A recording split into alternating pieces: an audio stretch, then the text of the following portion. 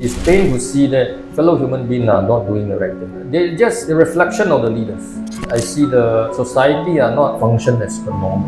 One of the main criteria as a leader, you are able to change the mindset of people, to perfect themselves as a human. Definitely in current PAP, it's not. I would say that even at the era of Lee Kuan Yew, it's not doing the same. I would say that there are a lot of shortcomings, a little bit marginalizing.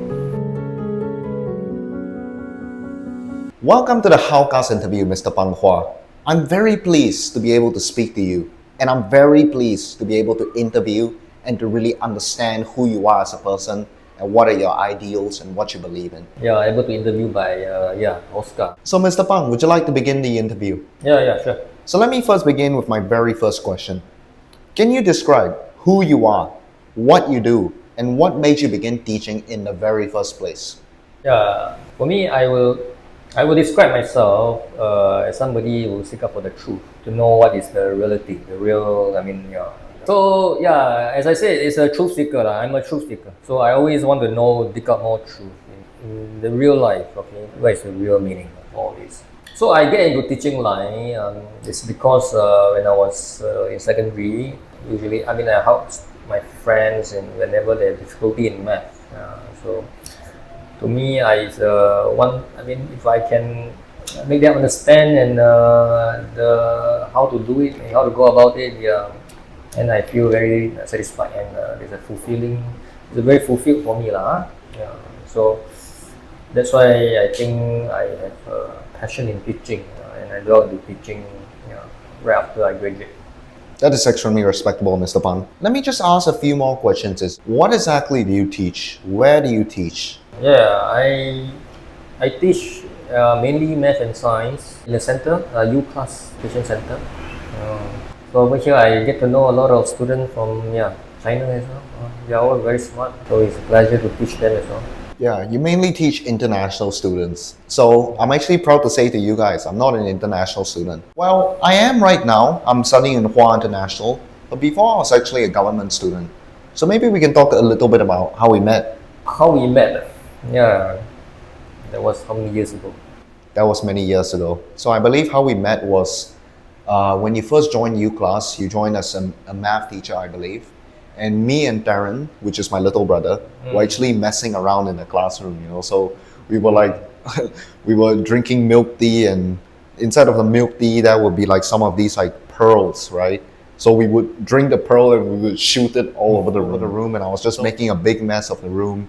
You came into the room and you said, "You're such a troublemaker," or something like that, But yeah, that was how we first met. And at first, I used to see you as more of like a strict teacher, because, well, that's how you started the conversation, man. But it was over time that I realized that you were a different person. These young kids always do that. It's understandable. As time goes out, they will be able to more, behave better. So there's a growing up stage. It's a pleasure to meet you all.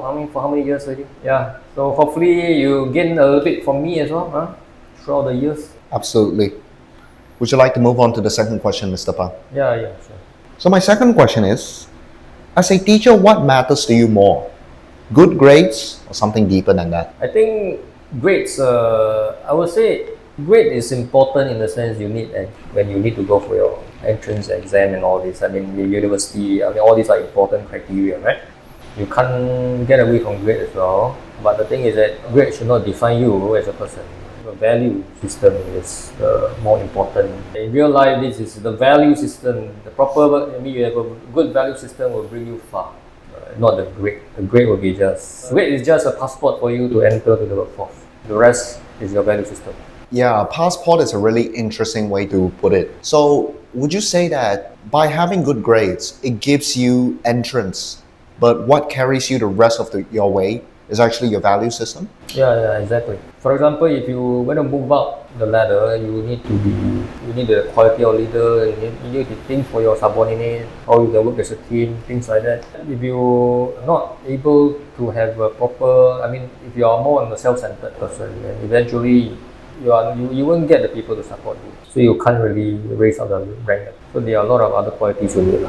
That's actually a very interesting perspective. And tying this back into my own personal experience, I have read myself that the purpose of having good grades is sort of to prove to whatever business owner that you're working with that you are a capable person, that you are a person who works hard, that you are a person who is disciplined, who will take care of his customers.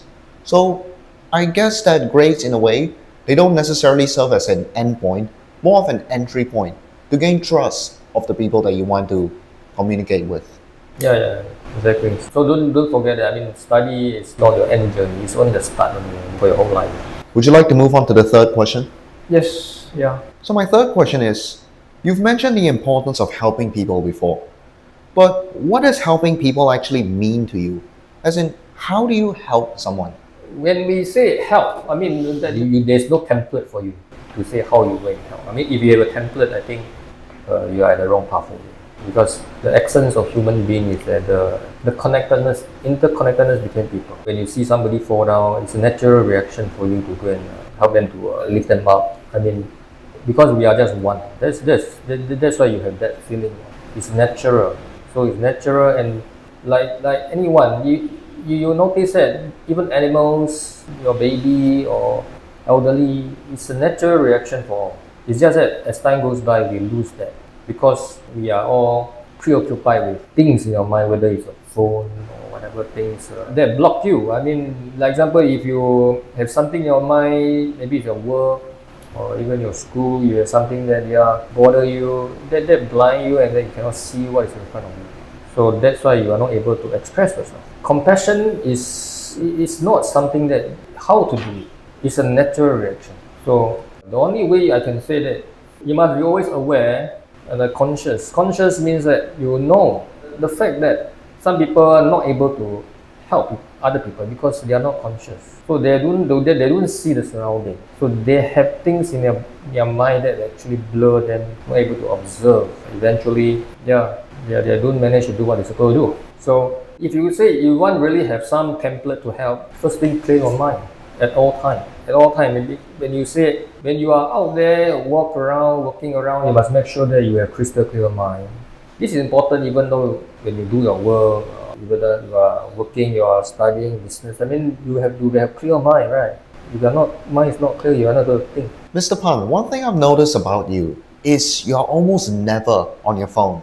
Whether you're on the MRT or you're outside on the streets, you never use your phone. Is that one way that you would describe of being conscious, having a crystal clear mind, being able to notice the surrounding? Yeah. There will be one of the important traits that I think everyone can try to have when you're on the public transport or anywhere on the road. You should be open out your eyes. So let me ask you a question then. Would you say volunteering is a great way for anyone, whether a student or an adult, to really start to understand what it really means to help people? As you said, there is no template, but would you say volunteering is a good way for people to be conscious? Voluntary work, is a good way. It's a good way. I would say that because you will see the pain and suffering of a lot of that can you will truly see what is a reality. When you feel the pain of others, then you will know that it's like how can life be so terrible for a lot of people. I mean, you just feel sad. I mean that will bring you a point to really get your conscience back. It's a good starting point. But must be aware that you don't do things just because you want to get a job done. It's not about getting the job done, right? It's the whole process. Whether you truly understand their pain. Cheers to that. Cheers. May I move on to the next question? Yes. Okay. So my next question is, what first got you interested in politics? And was it a specific event that you saw that really made you think, man, I gotta really get deep into this? I think I looked at it. Actually, when I was primary school, the teacher would ask, what is your ambition to the class, for example. I think I remember it's P6, primary 6. Then I say that I want to be the prime minister. So that point of time was, most of the students would say, I want to be a doctor, lawyer, blah, blah, blah. Well, I'm one of the few that I don't think there's no other guy that says, I want to be the prime minister of a country. Then I started to think back. What triggered me to think that? I also not so sure. But Later part of my life, I realized that there are many things are not done in the right sense in country, whether it's Singapore, Malaysia, all the country in the world. I find that they are all in a mess. The leaders are not just not capable, but they are corrupted.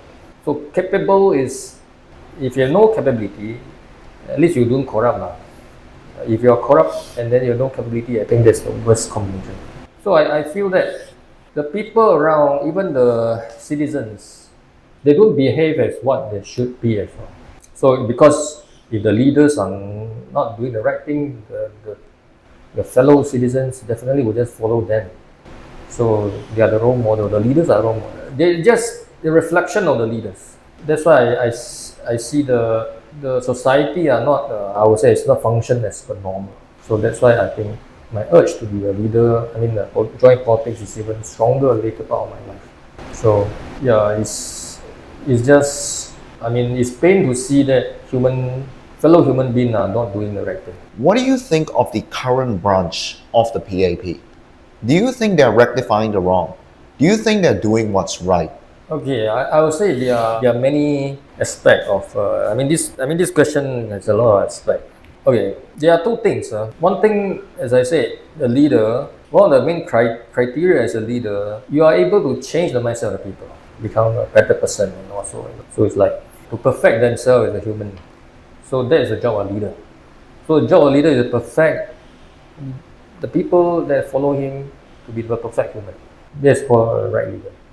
And I believe this thing is, I don't see, definitely in current PAP it's not doing that. Even I would say that even at the era of the Lee Kuan Yew, it's not doing the same.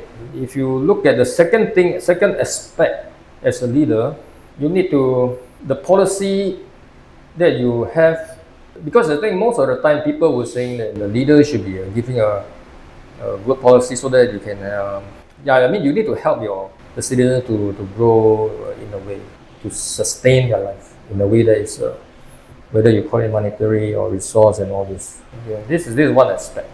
So how to make sure that your people can grow better than yesterday. And when I say better, there are many ways. Not just your food, the way you carry yourself as a human is also one very important aspect. So I think currently I would say that there are a lot of shortcomings. Okay, because the way they are going, they are moving. I wouldn't say to displace the current citizens, but I would say that a little bit marginalizing. I think that the direction, I think they need to go and steer it back. There are many things they have to do to improve as a government. As a leader in Singapore. So it's really, there are many room to improve. Would you say that Lee Kuan Yew's era of the PAP is a better PAP than right now? Would you say that they are able to cultivate having a good character to the people? I would say that if I were to compare, that era, it made people to have food on table. The people have the food on table. Okay? So basically, we have money. Okay, so people, the citizens are able to, standard of living is better in the sense, you have more food, something like that. Okay, so they feel the difference. But if you're asking me whether they become a better person, I think it's not. It doesn't fit into my criteria, because when you say you perfect yourself as a human, the process is that it's totally opposite of what I expect. They call it chasing after profit. So, and then a lot of times you will lose your accent as a human. Even at that point of time, I would say the direction is already a bit off track. So that's why you see the subsequent leaders, they are not able to rectify it as well. I would say you will need to have a courage. A totally different mindset. What currently the cabinet are doing is they follow what the policy of Lee Kuan Yew have done, then they do some follow-up, but I would say the divergence of the policy is like there is another, as I say, I would describe some of the policy are marginalizing the citizens. When you say marginalizing, means that they don't feel they actually grow as much as under Lee Kuan Yew era.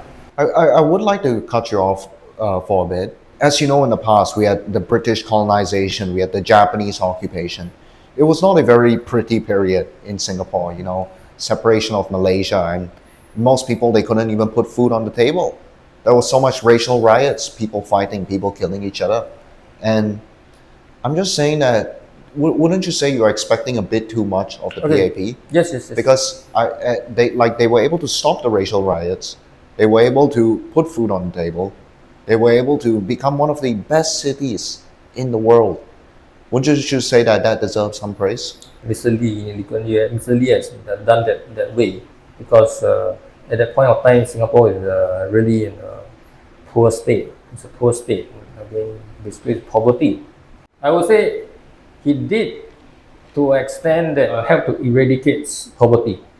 Okay, I mean I do deny that, but leadership is not just about food on the table.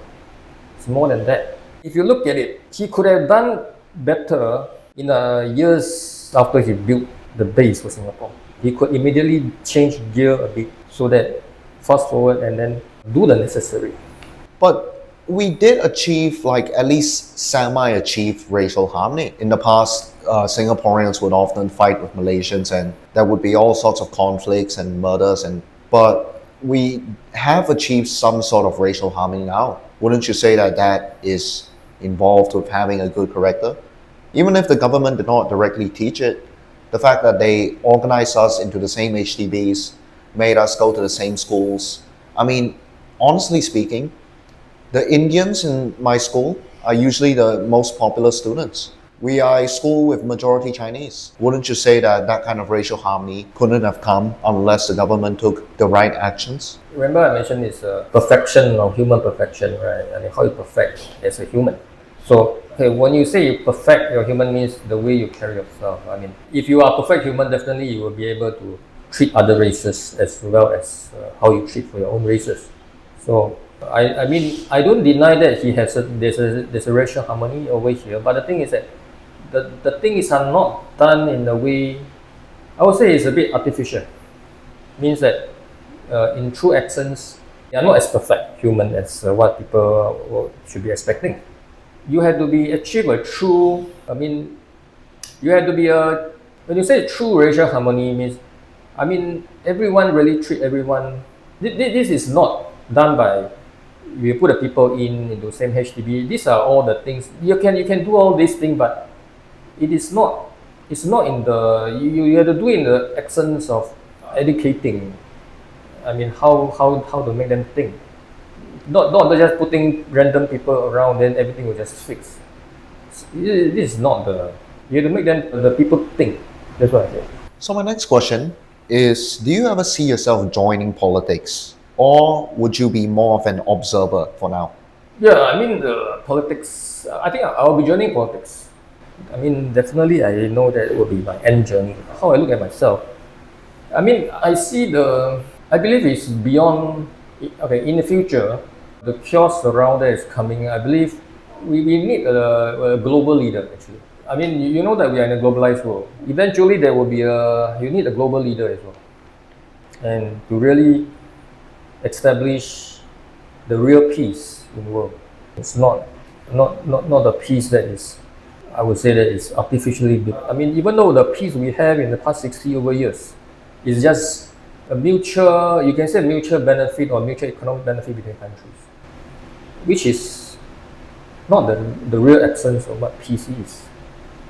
So that means like, real peace means each and individual will cherish each other. That's called real peace. The peace that we have, I would say, is very superficial, not going to last long. So my sixth question is, do you think you'll ever teach politics? And I don't necessarily mean just students. I mean, maybe you can teach politics as a politician. Maybe you can teach the world, or just teach Singaporeans in general or Malaysians. I wouldn't say to teach politics, I want to share ideas. I mean, essentially, this thing is ideas only, right? The ideas and how we can bring forward the ideas so that the world that is what everyone hope for. I would say it's not to teach, but I would say to spread the message so that people can understand better. Yeah, I mean, I hope I can, yeah. How do you think the monetary system affects us Singaporeans, affects Malaysians, affects anyone in general? When you say economic growth, basically it's driven by greed. The whole entire way that the world is functioning is actually If you are using greed to push, to drive the growth of a country, eventually it will be disastrous. Because greed is a monster. So it will haunt you. You will face mutual destruction or self-destruction in the way as time goes by. When the economic benefit is not favoring whichever party, so people will try to grab it back, things like that. So you will have a lot of chaos that we are seeing now. It's all because of the greed is playing. So, and that is also the model that we have in the past how many years built on this. The system that we have built upon, I would say, is a wrong assumption, and it's a very wrong way. That means like you are using a wrong machinery to go and drive a society. But Mr. Pang, what you call greed is something that, because when you think about it, everything that you really do has some sort of connection with money. Like the reason you get up in the morning, you go to your job, is so that you can have the money, like whether to feed your family or to do anything else. And the reason we go to school is so that in the future we can have a job so that we can make money. And the reason there are arguments, like companies would argue with other companies, it's all about money. So are you claiming that the entire system itself is corrupt? The entire system itself is broken? Yes, I would say that it is. But I would like to bring one point is that it's not that we sit down do nothing. Okay. In the past, people also plant paddy field, for example, because you need the rice. People plant it so that their fellow friend or their village friends, they're able to have food on table. They do it because there's a responsibility for them, because it is important. It's important. So if you look at it, that point of time when we are thinking. So we are putting other people into our minds so that make sure that they'll be well off, so that they can survive, right? So that means that kind of mindset we have to bring back. I'm not saying that we do nothing and all this. The point is that we already go beyond the level of what you should do.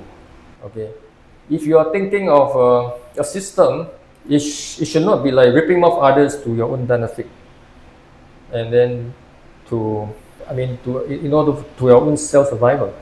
That is totally wrong. So you have to think of another way. It's like you do all these things because you can help your fellow friends. The mindset is different. So we need to tweak the entire mindset if we want to live as one. In your view, what does it really mean to be a good person? Now, I know you sort of kind of answered this, but I sort of want like a deeper answer, which is, how exactly do you be a good person? I would say that the key thing is that, as I say, I have to tie back to my most important, my life philosophy is you must seek for the truth. Okay, seek for the truth is the foundation, because it will bring you back to how to be a good person.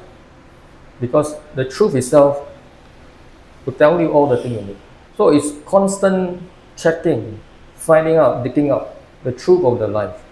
So I'm sorry to cut you off really quickly, but you mentioned about the truth of the life. Some people, they go down the route of nihilism. They end up thinking, the truth of the life is one day I'm going to be dead, nothing's going to matter, life has no meaning.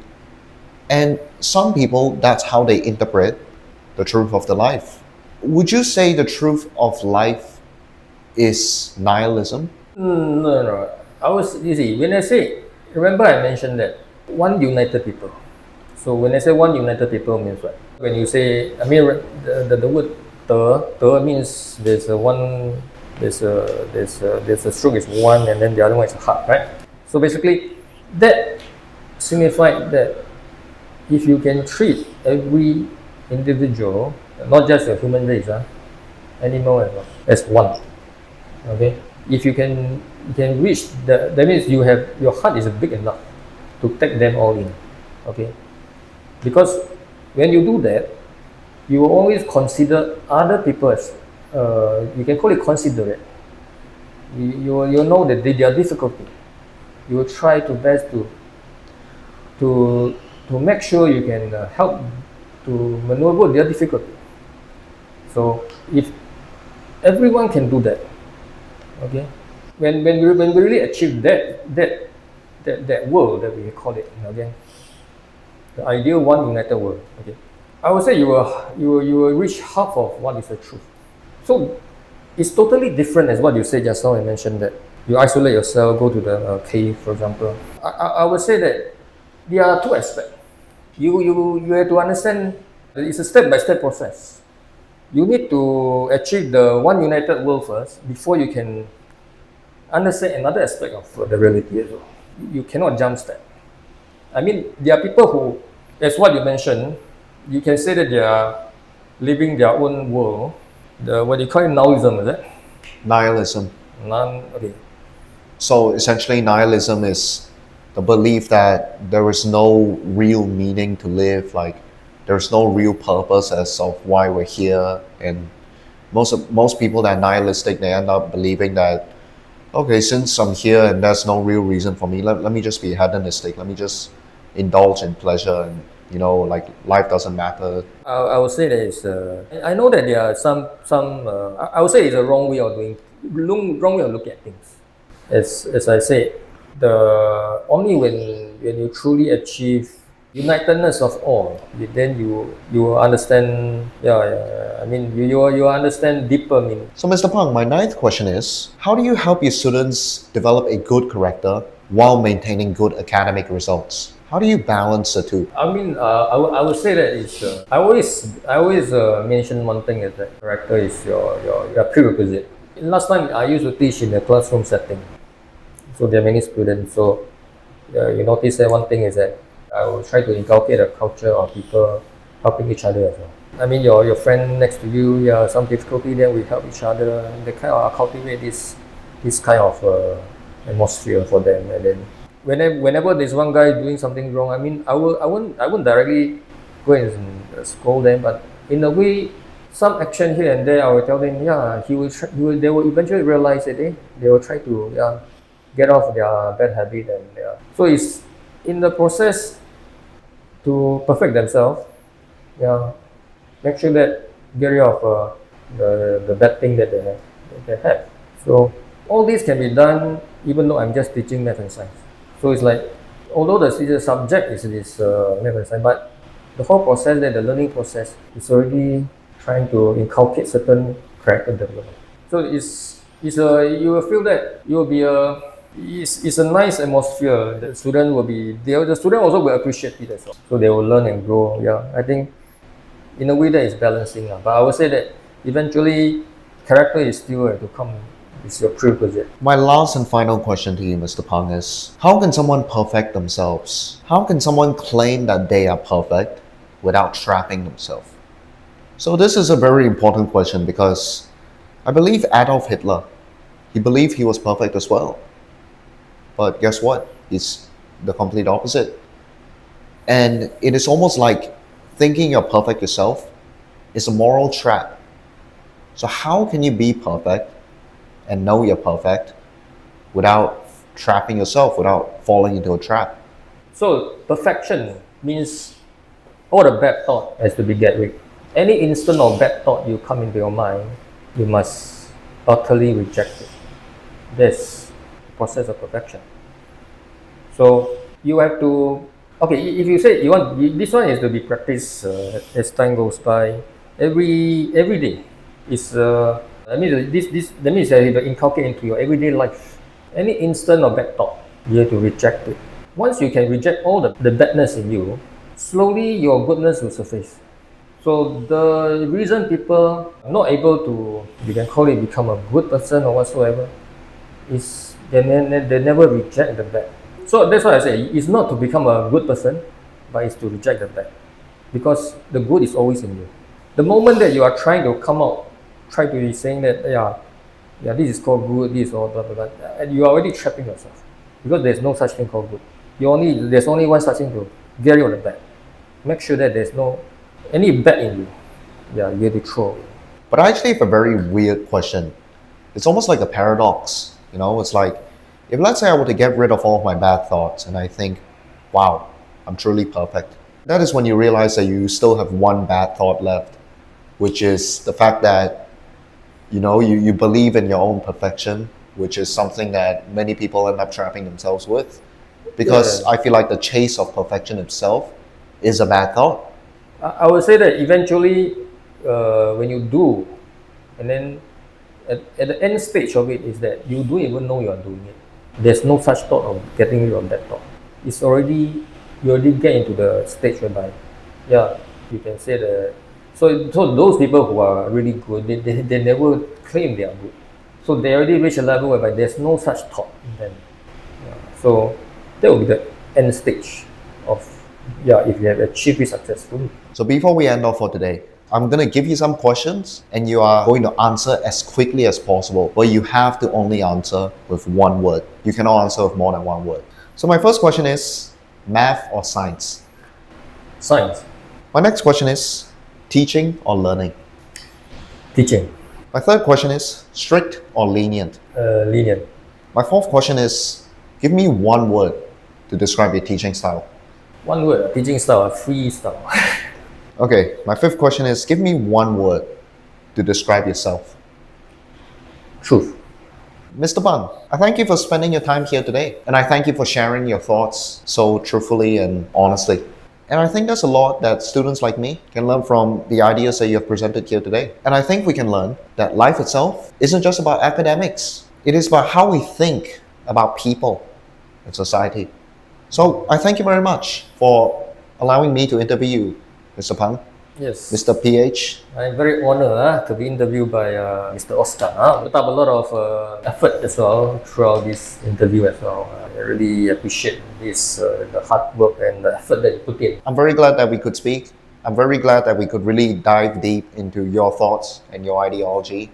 And yeah, thanks for joining me on the Hao Cast. Yeah, once again, thank you very much for the, yeah, hopefully Hao Cast can get more people bring in, yeah, and then more people to get interviewed. Thank you for having this conversation with me. Yes, thank you very much. Yeah, I'm gonna have to finish up my teo. Yeah. So I think after a long chat, I think we need to get some a bit thirsty. Yeah. Thank you very much for your effort. Yeah, absolutely.